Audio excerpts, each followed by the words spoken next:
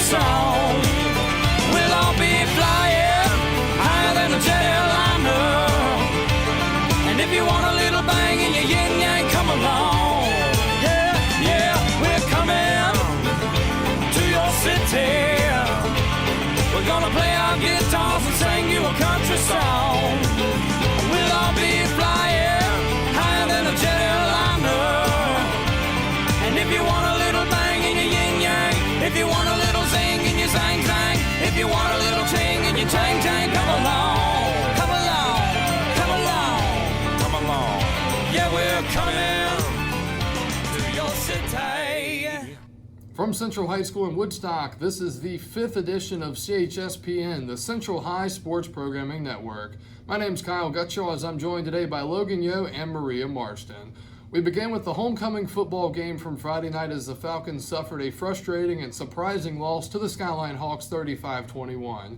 At halftime, the game was tied, but Skyline came out and played well in the second half to take the game from the Falcons. Central quarterback Kellen Hoover was 10 of 20 for 261 yards and 3 touchdowns, and Alex Neff ran for 76 yards on 20 carries.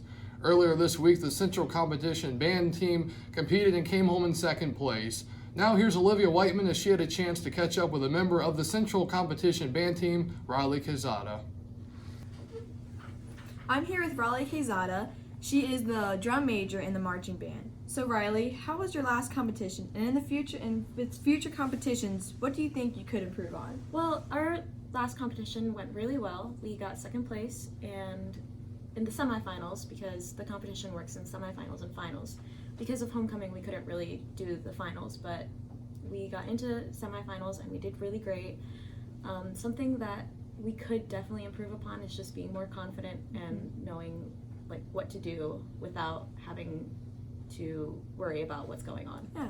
And could you tell us a little about your role in the marching band? So I basically take on the role of what a choir teacher or a band director does. I have a leadership position. I basically help the kids learn their music, help them memorize it, and I'm there for them if they ever need something. I help them know their music, and they always look at me for when we're doing our shows and know where they're going from there.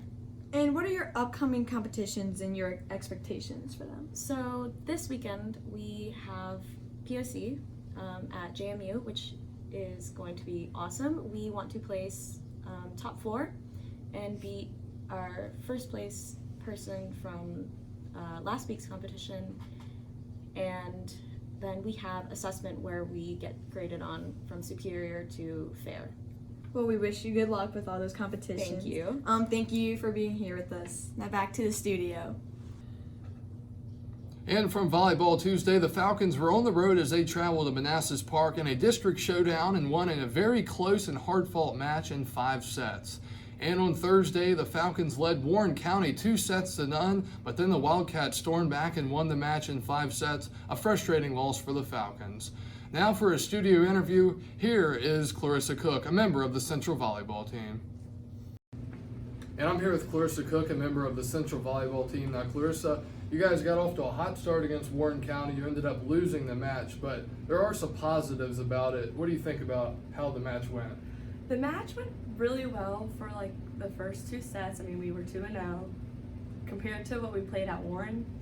Warren was the first very away game was awful. Like, we did not play how we should have, but that night we played last night was really well. We didn't have our main setter, Erica, so that was like a big downfall. So the whole rotation was all switched up. But I think we played really well in that part. Like, we kept up. I mean, the last set was like pretty bad, but other than that, it was really good for what we had. But yeah. So you guys had a lot of positives into that match. For the rest of the season, what do you guys think you can do when it comes to postseason, and maybe if you can get another matchup with Warren County and try to get some redemption against them? I mean, we do have a young team, but we are a really good team, and I think we can make it farther than we have the past couple of years. Central Volleyball has, been through. We have to keep playing like we know how to play. I mean, it's things we need to fix. I mean, if we do lose Erica for other games, we have to keep that in mind. We have to keep saying like, oh hey, Ella's our setter now, or Alyssa's our setter now. We have to listen to them, and we got to keep in our heads that we have to play for them and say that Erica's not there. So. Okay, thanks for being with us today. Now for Falcon football. Friday night as Central goes on the road to take on the Mustangs of George Mason, traveling all the way up the Beltway to the District of Columbia. Both teams come into the ballgame with a 3-3 record as Central is coming off a tough loss to Skyline and Mason is off a loss to Warren County last Friday night. Mason has a really nice mix of running backs they've had for the past few years, and they'll also be missing their best middle linebacker tonight. Yeah, I hear they did lose their linebacker, but we gained one, Brett Barr. Yeah, Brett Barr is returning for the Falcons, and we sat down with Brett to talk about his return to the Falcon football team. Rough start to the year this year, had a little injury, but how's it feel to be back this week for homecoming? It feels good. I'm excited to be back with the team. I think we have some big things planned for us this season. And then how do you think the team can achieve the rest of the year? I think we can be pretty good. Hopefully we can go out the rest of the season undefeated. I think we can win the rest of our games. We look pretty good. Any personal goals? Hopefully I can get back to the starting lineup. Hopefully I can get my cast off my hand, get back to playing some tight end and catch the ball a little bit. Thanks for being with us. And a big thanks to Brett Barr for sitting down with us here this week on CHSPN. Now it's time for the CHSPN game picks of the week, and Maria Marston had a chance to sit down with Mr. Johnston for this week's picks. Thanks, Kyle. I'm here with Mr. Johnson today, and he'll be making the game day picks this week. First, we'll start off with college. We have number 12 Oregon versus number 25 Washington. I'm going to go with Oregon because I like ducks. And then Penn State versus number 16 Michigan. And Penn State's had a slow start last week, and this week's the whiteout game for them. Who do you have? I'm going to go with Michigan because I'm a Ravens fan and Jim Harbaugh's brother John is coach of the Ravens. So, going with Michigan. And then number 17 Arizona State versus number 13 Utah. Don't know anything about either of those teams, but I'll go with Utah because they're the Utes, and I like saying Utes. Next, we're going to move on to high school. We have Sharando at Hanley. Hanley, I believe, is undefeated, so I'll stick with Hanley.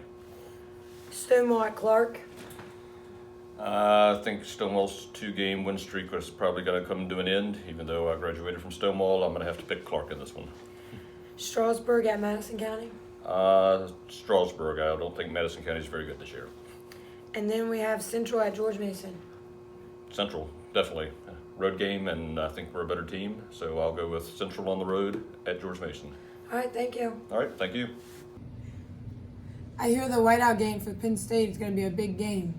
For sure. They're expecting at least 109,000 strong in Beaver Stadium this week, and they're going to be looking pretty tough as this game's got major playoff implications this week. Yeah, for sure. We want to thank you for joining us here on the 5th edition of CHSPN. Thanks to everyone who made this episode possible. Make sure you join us next week for more local sports here on CHSPN.